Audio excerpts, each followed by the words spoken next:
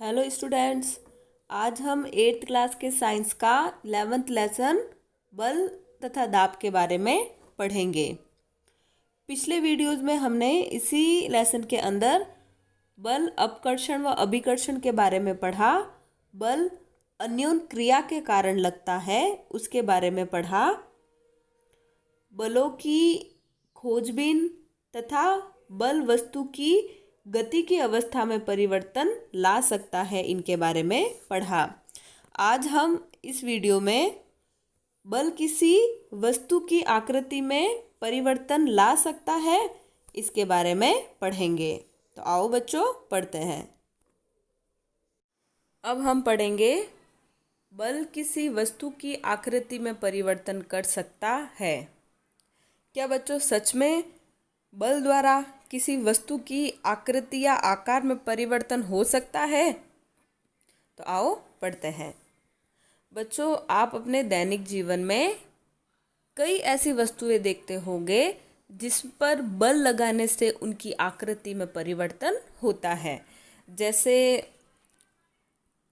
जब बच्चों हम इस प्रकार का आटा गूंथते हैं, तो जब हम यह आटा गूंथते हैं उस समय हम इस आटे पर बल लगाते हैं, तो यह आटा इस आटे की इस प्रकार आकृति बदलती रहती है और अंत में जाकर हम इस आटे को गोल आकृति दे देते हैं। हम इस गूथे हुए आटे की लोई को बेल कर चपाती बनाते हैं।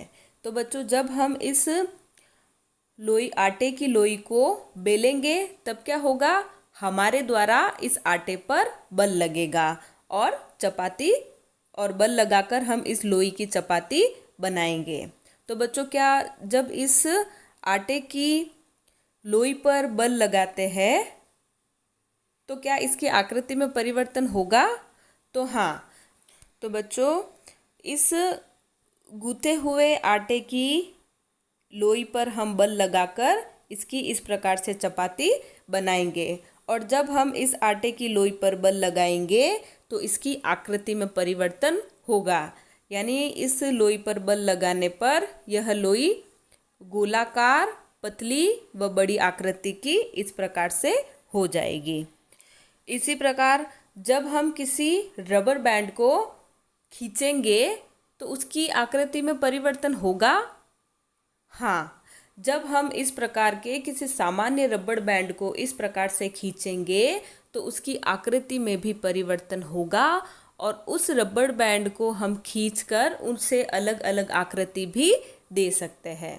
तो बच्चों रबड़ बैंड एक वस्तु है और उस वस्तु यानी रबड़ बैंड को जब हम अपने हाथों से बल लगाकर उस रबड़ बैंड को खींचेंगे तो उस रबड़ बैंड की आकृति में परिवर्तन होगा और जब हम उस रबड़ बैंड को छोड़ देंगे तब भी उसकी आकृति में परिवर्तन होगा। जब हम इस खींचे हुए रबड़ बैंड को छोड़ देंगे तब या इस पर बल लगाना छोड़ देंगे तब यह रबड़ बैंड पुनः अपनी पहले वाली स्थिति में आ जाएगा। तो बच्चों इस प्रकार रबड़ बैंड को भी खींचने पर उसकी आकृति में परिवर्तन होता है और हम रबड़ बैंड को खींचकर उस पर बल लगा रहे हैं। बच्चों जब आप किसी गद्दीदार सोफे पर बैठते हो तब क्या उसकी आकृति में परिवर्तन होगा? हाँ, जब हम किसी इस प्रकार के गद्दीदार सोफे पर बैठते हैं तो जब हम इस सोफे पर बैठेंगे तो यह सोफ़ा इस तरह, जब हम इस सोफे पर बैठेंगे तो यह सोफ़ा दब जाएगा और जब हम उठ जाएंगे तो यह सोफ़ा पुनः अपनी पहले वाली इस प्रकार की स्थिति में आ जाएगा। तो बच्चों जब हम इस सोफ़े पर बैठते हैं तो हमारे द्वारा इस सोफ़े पर, इसके गद्दे पर इस तरह से बल लगाया जाता है और हम जब बैठेंगे तो हमारा बल इस गद्दे पर लगेगा और यह नीचे की ओर चला जाएगा और जब हम उठेंगे तो यह पुनः अपनी पहली जैसी स्थिति में आ जाएगा। तो बच्चों जब हम इस सोफ़े पर बैठे तो हमारे द्वारा बल इस गद्दे पर लगा और इसकी आकृति में परिवर्तन हुआ, यानी यह नीचे की ओर दब गया। बच्चों, आप देखते होंगे कि जब हम साइकिल पर बैठते हैं, यानी जब हम साइकिल की इस सीट पर बैठते हैं, तो इस सीट के नीचे इस प्रकार के स्प्रिंग लगे हुए होते हैं। तो जब हम इस साइकिल पर बैठेंगे तो हमारे द्वारा इस साइकिल की सीट पर बल लगेगा, और जब इस साइकिल की सीट पर बल लगेगा तो साइकिल की सीट के नीचे जो स्प्रिंग होगी वह क्या होगी, दब जाएगी। और जब हम इस साइकिल से हट जाते हैं या इसकी सीट से उठ जाते हैं, तब यह स्प्रिंग पुनः अपने पहले वाली स्थिति में आ जाएगी, यानी अपनी पुनः विराम स्थिति में आ जाएगी। तो बच्चों, इस तरह से जब हम साइकिल की सीट पर बैठते हैं तो हमारे द्वारा इस साइकिल की सीट पर बल लगता है, और जब इस साइकिल की सीट पर हमारे द्वारा बल लगता है तो इस सीट के नीचे जो स्प्रिंग होती है वह दब जाती है बल के कारण। और इसी प्रकार बच्चों, जब दो टेबल के बीच यह इस प्रकार की एक स्केल लगी हुई होती है, और जब हम इस स्केल पर एक ईंट रख देते हैं तो यह स्केल इस तरह से मुड़ जाएगी, यानी नीचे की ओर मुड़ जाएगी। क्यों बच्चों? क्योंकि ईंट द्वारा इस स्केल पर बल लगाया गया है, इसलिए इसकी आकृति में परिवर्तन होगा। ईंट लगाने से पहले यह स्केल सीधी थी, और जब इस स्केल पर हमने ईंट रखी तो ईंट के बल के कारण इस स्केल की आकृति में परिवर्तन हुआ, यानी यह स्केल इस तरह से नीचे की ओर मुड़ गई। तो बच्चों, इन सभी उदाहरणों में हमने देखा कि किसी वस्तु पर बल लगाने से उसकी आकृति में परिवर्तन हो सकता है। तो बच्चों, जब भी किसी वस्तु पर हम बल लगाते हैं तो उसकी आकृति में परिवर्तन हो सकता है। बच्चों, हर किसी वस्तु की आकृति में परिवर्तन नहीं होगा। कुछ वस्तुओं की आकृति में बल लगाने से परिवर्तन हो सकता है। बच्चों, यदि हम किसी लोहे पर या लकड़ी पर अपना बल लगाएंगे तो उसकी आकृति में कोई परिवर्तन नहीं होगा। तो बच्चों, किन्हीं किन्हीं वस्तुओं पर बल लगाने से उनकी आकृति में परिवर्तन हो सकता है। बच्चों, अभी तक किए गए सभी क्रियाकलापों के पश्चात आप यह तो समझ ही गए होंगे कि बल किसी वस्तु को विराम अवस्था से गति अवस्था में ला सकता है। कि बच्चों, यदि हम किसी भी वस्तु को बल देंगे तो वह स्थिर अवस्था या विराम अवस्था से गति अवस्था में आ जाएगी।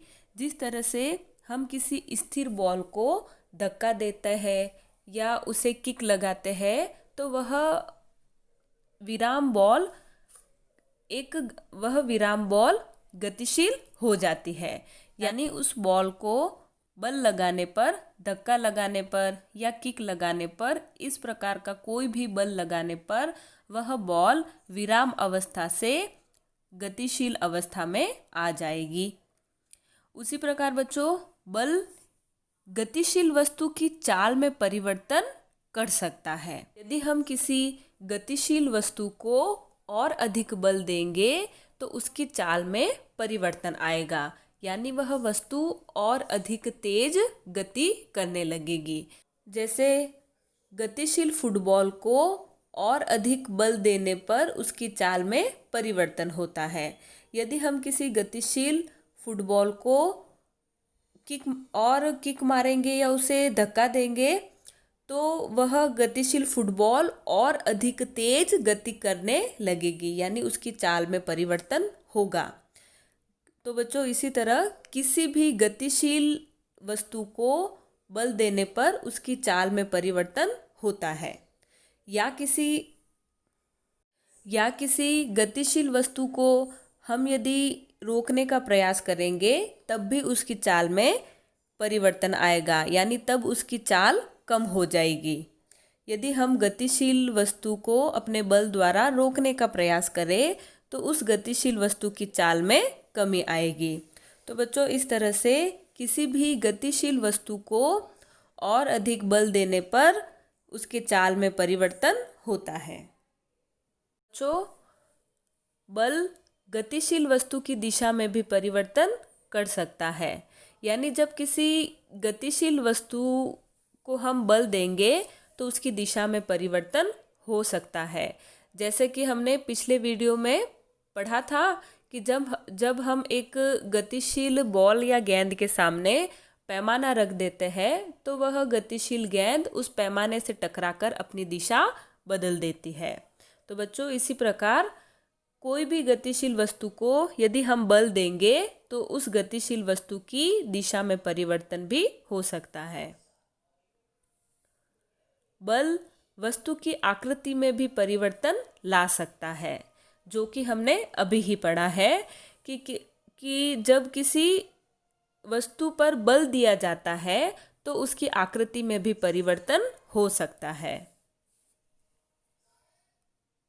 तो बच्चों, किसी भी वस्तु पर बल द्वारा ही उसमें परिवर्तन होते हैं, अन्यथा बिना बल लगाए किसी भी वस्तु में किसी प्रकार का परिवर्तन नहीं होता है। तो बच्चों, आज हमने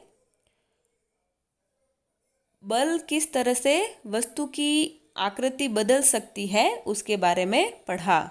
हम अपनी अगली वीडियो में संपर्क बल के बारे में पढ़ेंगे।